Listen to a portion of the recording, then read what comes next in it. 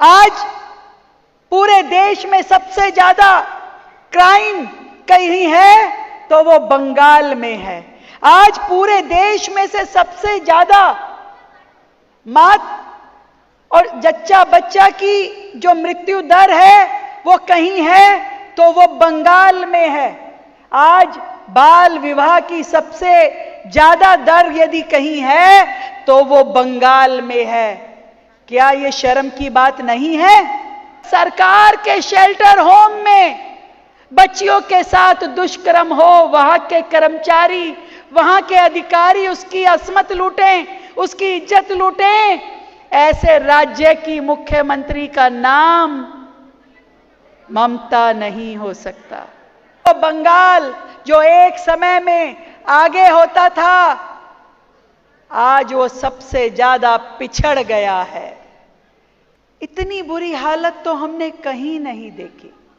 पूरे देश के किसी राज्य में जहां एक महिला मुख्यमंत्री हो और वहां की बेटी सुरक्षित ना हो, वहां की महिला की इज्जत की कोई कीमत ना हो, ऐसा तो पूरे देश में, पूरे विश्व में कहीं नहीं होगा जो इस बंगाल की धरती पे, मां दुर्गा की धरती पे ममता बनर्जी के रहते हुए हो रहा है।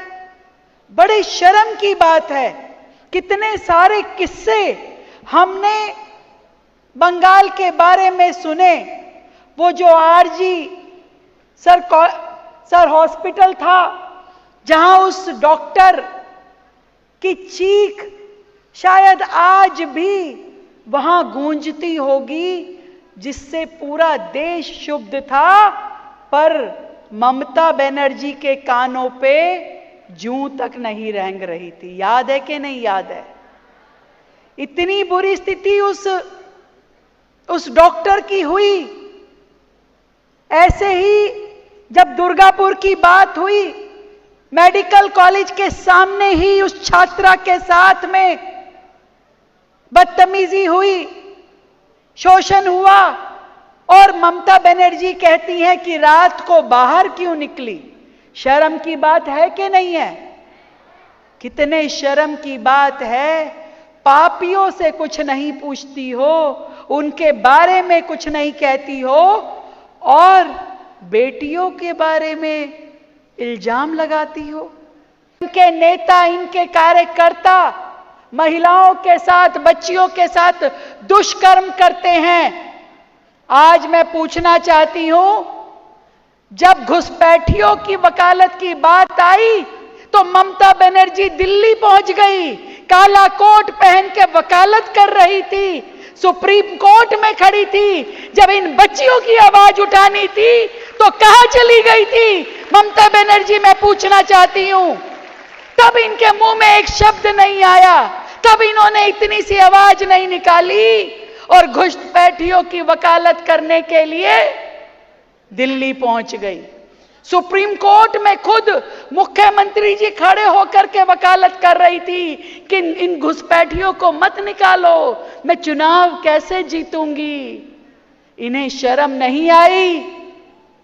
आज बंगाल में रोजाना हजारों घुसपैठिए घुसते हैं। किसका हक मारते हैं? जनता का, आप लोगों का हक मारते हैं। आपके साधनों पे कब्जा करते हैं।